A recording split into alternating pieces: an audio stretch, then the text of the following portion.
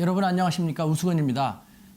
오늘은 일본의 아베 수상이 밉기도 하지만 부럽기도 한 중국의 시진핑 주석이라는 내용으로 여러분과 함께 만나고 싶습니다. 네, 지난 1월 11일 대만에서 총통 선거가 있었습니다. 반중파가 대승을 이뤘죠.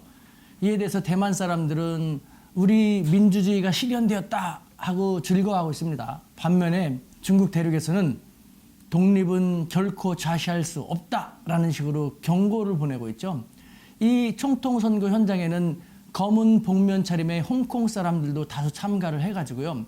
선거의 모범을 보여줬다라고 평가했습니다. 그러면서 우리 홍콩이 가야 할 미래를 보여주는 것이 아닌가라고 함으로써 중국을 다시 한 번 더 긴장하게 만들어줬습니다. 이번 대만 총통 선거의 승리의 요인으로는요. 중국의 압박, 이것이 가장 크게 작용했다는 분석이 가능합니다. 시진핑 주석은 2019년 작년 1월 달에 대만 동포에게 보내는 편지라는 형식으로 대만 또한 중국과 함께 같이 가야 될 존재이므로 홍콩처럼 일국 양제를 채택하겠다라고 밝혔거든요. 이에 대해서 대만 사람들이 거부감이 있었는데 그해, 즉 작년이죠. 작년 6월 달부터 홍콩에서 일어나는 시위 사태에 대해서 중국 당국이 강경 진압을 했지 않습니까? 이에 대해서 대만 사람들이 발끈하면서 와, 저 중국한테 우리도 홍콩처럼 당하면 안 되겠다 하면서 결국은 차이잉원 총통, 대만의 주권 확보라든가 독립을 지향하는 그쪽으로 승리를 하게 된 것이죠. 이 상태로서 일단 중국의 입장에서 볼 때는 노심초사하게 만들었던 대만 사태가 일단락됐습니다. 중국의 입장에서는 별로 바람직스럽지 않은 그런 결과를 일단락됐는데 하지만 이게 끝이 아닙니다. 시진핑 주석의 앞날에는요. 홍콩 사태가 다시 불거질 것 정말 우려되는 것입니다. 그에 더해서 중국 대륙의 소수민족 티베트라든가 우르무치 쪽에서의 독립운동에 또 어떤 영향이 튀어질지 정말 시진핑 주석 입장에서는 아찔한 것이고 뿐만 아니라 시진핑 주석 아무리 강력한 권력을 지니고 있다 하더라도 중국 내에서도 반대하는 반발파, 강경파가 있습니다. 강경파들의 입장에서는 계속 당하고만 있다. 시진핑 너한테 힘을 줬더니 계속 당하고만 있네? 라는 식으로 부글부글하는 기운이 높아지고 있습니다. 시진핑 주석의 입장에서는 그야말로 첩첩산중 험로가 계속해서 예견되는 그런 앞날이 아닐 수 없습니다. 한편 일본은 시진핑 주석의 이와 같은 참 쉽지 않은 심정과는 정관계없이 아랑곳하지 않은 듯이요. 노골적으로 대만 선거를 축하하고 나섰습니다. 일본의 모테기 외무상은요. 당당하게 차이잉원 씨의 재선에 축하의 뜻을 정식으로 표명한다라고 공식적으로 발표했습니다. 이에 대해서 중국은 미국이나 영국도 그런 식으로 축하한다고 했는데 미국, 영국, 일본 등에 대해서 아주 강력한 불만을 표명하면서요. 엄정한 교섭을 제기했다라고 외교부 대변인이 얘기했습니다. 엄정한 교섭을 제기했다라는 표현은요. 중국 당국이 특정 사안에 대해서 외교 경로를 통해 가지고 항의한 것, 항의할 때 나타내는 그런 표현인 것입니다. 결국 중국은 일본이 아베가 미울 수밖에 없는 것이죠. 지금 보십시오. 일본의 아베는 미국에 대한 공동 견제 전선을 강화하기 위해서 중국의 시진핑에게 접근을 가속하고 있는 상태지 않습니까? 그러면서도 중국이 가장 껄끄럽고 민감하게 생각하는 이 문제에 대해서 정면으로 중국의 따귀를 때리면서도 손잡자고 하는 그런 형국이지 않습니까? 시진핑 주석의 입장에서는 아베가 미울 수밖에 없는 것이죠. 또 다른 한편 동시다발적으로 이렇게 악재가 불거지는 시진핑에 비해서 일본의 아베 총리는요. 착실하게 집권 기반을 다지고 있는 상태입니다. 일본 역사상 전 세계에서 가장 강력했던 지위를 자랑했던 것이 메이지 유신 때였습니다. 전 세계 8강 정도 됐는데요. 일본의 아베 수상은 바로 이 메이지 유신으로의 회귀를 갈망하고 있습니다. 과거로 갈망한 국가를요. 21세기에서 20세기 초로 끌고 가려고 하는 아니면 19세기 말로 끌고 가려고 하는 사람이 지금 일본의 아베 수상입니다. 어찌됐건 이 아베 수상은요. 메이지 시대의 영광을 재현하기 위해서라면 미국 주도로 일본의 무장을 금지시킨 평화헌법이라는 것, 그 평화헌법이라는 속박, 족쇄에서 벗어날 필요가 있습니다. 그래야지만 군사 대국화가 가능하지 않습니까? 이를 위해서는요, 일본 사회의 반대를 무마할 필요가 있고 또 더 나아가서 일본 사회의 지지나 동의를 획득할 필요가 있습니다. 또 이를 위해서는요, 언론 매체의 장악이 필요한 것이죠.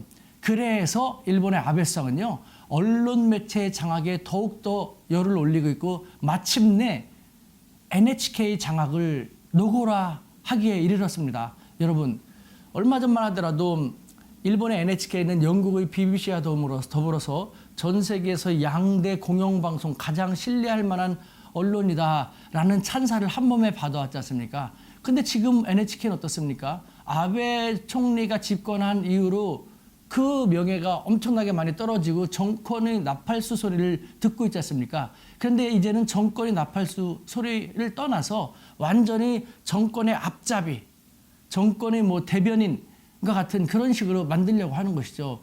NHK에서 어떤 일이 벌어나는지 잠깐 말씀드릴까요? 자세한 것은 우수군의 한중일 TV를 보시면 아시겠습니다만 현재 NHK TV는요, 우에다라는 수장을 맡고 있습니다. 근데 이 우에다라는 회장은 방송도 잘 알고 NHK 구조도 잘 알고 또 경영도 잘했기 때문에 누구나가 다 연임하는 데는 무난할 것이라고 생각했는데 석연찮게 갑자기 다른 사람이 회장으로 내정이 된 것입니다. 그 회장으로 내정돼서 1월 25일 취임하게 되는 사람은 마에다 테루노부라는 사람인데 이 사람은 방송을 전혀 모릅니다. 일본의 3대 금융권의 회장 출신으로 금융맨이지 방송하고는 전혀 모르고 이 사람 자신도 나는 방송을 전혀 모르는데 어떻게 내가 NHK 수장으로 내정되었는지 나도 너무 황당하다라는 식으로 기자회견에서 밝힐 정도였습니다. 그런데 이런 사람을 갖다가 NHK 회장, 잘 나가는 사람을 경질시키고 갑자기 내정시킨 것 어떤 일일까요? 일반적인 민주주의가에서는 생각하기 쉽지 않은 일이 지금 아베 정권 하에 일본에서는 이렇게까지 비일비재하게 일어나고 있답니다. 맞습니다. NHK 회장 이렇게 급격하게 전격 경질되게 된 배경은요, 일본 총리 간제 입김이 강하게 작용을 한 것이죠. 마에다 테레노부라는 사람은요, 아베 총리의 인맥입니다. 이 사람은요, 되게 강경한 사람으로서 일본 정부가 오른쪽으로 가야 된다고 하는데 방송이 왼쪽으로 가야 된다라고 말할 수는 없는 것이다. 일본 정부가 하는 일을 방송이 지지하지는 못할 망정 비판해서는 안 된다라는 식의 생각을 하고 그렇게 아베 총리를 도와주기에 그만큼의 자세가 갖춰진 사람인 것이죠. 바로 이 사람을 아베 총리에게 잘 보이기 위해서 일본 정부의 현재 2인자인 스가 관방장관이 자기들의 측근들을 시켜가지고 NHK를 접수시켜버린 것이죠. 그래서 이 우에다 회장은요, 사실은 작년 9월 달만 하더라도 그 NHK 시사 고발 프로그램을 통해가지고 일본 우정이라는 우리 우체국에 해당되는 대형 금융그룹의 대규모 부정 판매를 고발을 했습니다. 그래서 일본 국민들도 일본 사회도 열광을 했죠. 그래서 이 사람은 더 많은 칭찬을 받고 더 중요한 일을 하게 될지도 모른다라는 일반적인 관측도 나왔었는데 오히려 이걸 계기로 아베 총리 일파에서는요, 더욱 노골적으로 저 사람 정말 안 되겠다 하면서 우에다 제거 작전을 수립하게 돼가지고 결국은 이 좋은 일을 했음에도 불구하고 우에다 현 NHK 회장은 일본 우정에 가서 사죄하지 않으면 안 됐고 또 이걸 통해 가지고 경질되게 된 것이죠. 이것이 세계 제3의 경제대국 일본의 민주주의 수준입니다. 하지만 이웃나라인 우리로서는 참 기가 막히고 일본 사람들은 그걸 알면서도 누군가 나서주겠지, 정체는 본래 그래 라는 식으로만 하고 있으니까 참 답답하기 그지없는데요. 시진핑 주석의 입장에서는 어찌됐건 첩첩산중 속으로 들어가는 자기와 달리 집권 기반을 더 강화하고 있는 앞날이 어떻게 될지 모르지만 그 현재의 아베가 되게 부럽기 그지없기도 한 것인 것이죠. 자, 우리나라 입장에서 어떻게 바라볼까요? 2020년 벽두 우리의 이웃 일본과 중국의 최고 지도자는 이와 같은 입장 속에서 한 해를 맞이하고 있습니다. 우리는 이와 같은 상황도 잘 파악을 한다면요, 이 두 나라를 어떻게 우리가 잘 활용해서 이끌어가면 좋은지도 나올 수 있을 거라는 생각합니다. 특히 시진핑 국가주석 첩첩산중입니다. 좋아질 게 아무것도 없습니다. 국내적으로도 그렇고 국제적으로도 그렇고 미국의 견제는 더 강해질 것이고요. 그와 같은 상태에서 좋아질 수 있는 것 하나라도 생각한다면 한중 관계 개선이거든요. 한중 관계 개선을 통해서 중견 강국 한국을 자기 편으로 더 둠으로써 한국과 다양한 일을 하면서 러시아도 그 가운데 껴들이고 그러면서 북한을 보호해주고 또 북한과의 협력도 해나가는 식으로 판을 지금과 같은 어려운 형국을 돌파할 수 있는 그런 계기가 될 수도 있거든요. 우리가 바로 시진핑 주석이 이와 같은 형국을 잘 활용한다면은 2020년 우리 외교뿐만 아니라 그것을 통한 우리 경제에도 활력이 생길 것이라는 생각을 저는 지울 수가 없습니다. 현명한 우리 대한민국 2020년 파이팅입니다. 감사합니다.